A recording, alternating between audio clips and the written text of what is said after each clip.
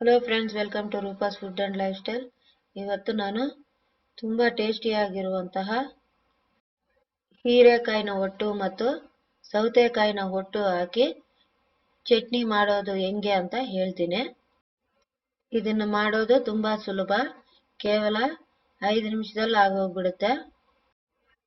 ಇದನ್ನು ಒಂದ್ಸರಿ ಮಾಡ್ಕೊಂಡು ತಿಂದರೆ ನೀವು ಮತ್ತೆ ಮತ್ತೆ ಮಾಡ್ಕೊಂಡು ತಿಂತೀರಾ. ಅನ್ನಕ್ಕಂತೂ ಸೂಪರ್ ಆಗಿರುತ್ತೆ. ಈಗ ಹೆಂಗ್ ಮಾಡೋದು ಅಂತ ನೋಡೋಣ ಬನ್ನಿ. ಅದಕ್ಕೂ ಮೊದಲು ನನ್ನ ಚಾನಲ್ಗೆ ಇನ್ನೂ ಯಾರು ಸಬ್ಸ್ಕ್ರೈಬ್ ಆಗಿಲ್ವೋ ಅವ್ರು ಸಬ್ಸ್ಕ್ರೈಬ್ ಆಗಿ ಅಂತ ಹೇಳ್ತಾ, ಒಂದು ಎಳೆಯಾಗಿರುವಂತಹ ಒಂದು ಹೀರೆಕಾಯಿನ ತಗೋಬೇಕು. ಈ ಥರದ್ದು ಫ್ರೆಶ್ ಆಗಿದೆ. ಮೊದಲಿಗೆ ಮೇಲಲ್ಲೇ ಮಾತ್ರ ಲೈಟಾಗಿ ಮೊದಲು ತೆಗೆದು ಬಿಡ್ರೆ, ಇದೆಲ್ಲ ನಾವು ಯೂಸ್ ಮಾಡಲ್ಲ, ಇದು ಬೇಡ, ಇದೆಲ್ಲ ವೇಸ್ಟ್. ಯಾಕಂದ್ರೆ ಅದು ಮಣ್ಣು ಅದು ಇದು ಸೇರ್ಕೊಂಡಿರುತ್ತೆ. ಹಂಗಾಗಿ ಅದನ್ನ ಮೇಲಿರೋ ಒಂದು ಲೈಟಾಗಿ ಶಾರ್ಪ್ ಆಗಿರುತ್ತಲ್ಲ ಅದನ್ನು ಮಾತ್ರ ರಿಮೂವ್ ಮಾಡ್ಕೊಳ್ಳಿ. ಮೊದಲಿಗೆ ಅದನ್ನೆಲ್ಲ ತೆಗೆದು ಪಕ್ಕಕ್ಕೆ ತಳ್ಳಿಬಿಟ್ಟು ಆಮೇಲೆ ಈಗ ಚೆನ್ನಾಗಿ ನೀಟಾಗಿ ಗ್ರೀನ್ ಆಗಿರೋದನ್ನೆಲ್ಲ ತುರ್ಕೊ. ನಿಮಗೆ ಜಾಸ್ತಿ ಬೇಕಂದ್ರೆ ಇನ್ನ ಒಂದು ಹೀರೆಕಾಯಿ ಪೀಲ್ನು ಸಹ ಸೇರಿಸ್ಕೋಬಹುದು. ನಾನಿಲ್ಲಿ ಹೀರೆಕಾಯಿ ಜೊತೆಗೆ ಒಂದು ಸೌತೆಕಾಯಿ ಒಟ್ಟನ್ನು ಸಹ ಸೇರಿಸ್ತಾ ಇದ್ದೇನೆ. ಅದು ಸಹ ತುಂಬಾ ಟೇಸ್ಟ್ ಆಗಿರುತ್ತೆ. ಇವೆರಡು ಸೇರಿಸಿ ಮಾಡೋದ್ರಿಂದ ಇನ್ನ ತುಂಬಾ ಟೇಸ್ಟ್ ಆಗಿ ಬರುತ್ತೆ. ನಾವು ತುಂಬಾ ತರಕಾರಿಗಳನ್ನ ಯೂಸ್ ಮಾಡ್ಕೋಬಹುದು. ಇಲ್ಲೇ ಈ ತರ ಒಟ್ಟು ತಗೊಂಡು ಸೋರೆಕಾಯಿ ಬರುತ್ತಲ್ಲ ಆ ಒಟ್ಟಲ್ಲೂ ಸಹ ನೀವು ಚಟ್ನಿ ಮಾಡ್ಬೋದು. ಅದು ತುಂಬಾ ಟೇಸ್ಟ್ ಆಗಿರುತ್ತೆ. ನೋಡಿ, ಇಲ್ಲಿ ನಾನು ಹೀರೆಕಾಯಿ ಒಟ್ಟು ನನಗೆ ಇಷ್ಟು ಸಿಕ್ಕಿದೆ. ಇದ್ರ ಜೊತೆಗೆ ನಾನು ಒಂದು ಸೌತೆಕಾಯಿ ಒಟ್ಟನ್ನು ಸಹ ಹಾಕ್ತಾ ಇದ್ದೀನಿ. ಅದನ್ನ ನೀಟಾಗಿ ತೊಳೆದು ಇಟ್ಕೊಂಡಿದ್ದೀನಿ. ಎರಡೂ ಸಹ ಹಿಂಗೆ ಎಳೆ ಆಗಿರೋದನ್ನ ತಗೊಂಡ್ರೆ ನಮಗೆ ಚಟ್ನಿ ಟೇಸ್ಟ್ ಆಗಿ ಬರುತ್ತೆ.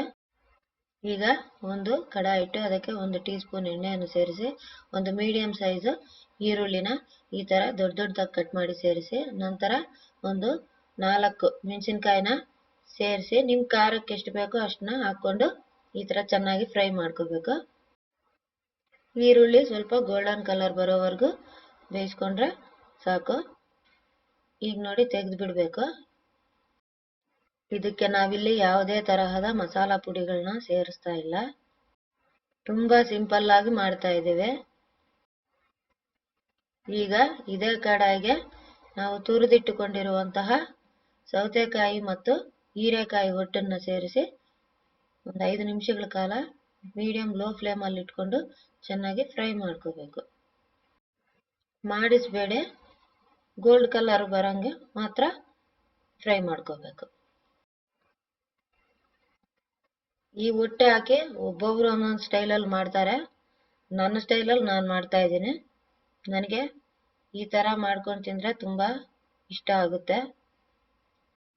ಈಗ ಒಂದು ಸ್ವಲ್ಪ ಕೊತ್ತಂಬರಿ ಹಾಕಿ ಅದನ್ನು ಸಹ ಚೆನ್ನಾಗಿ ಇದ್ರ ಜೊತೆಗೆ ಫ್ರೈ ಮಾಡ್ಕೋಬೇಕು.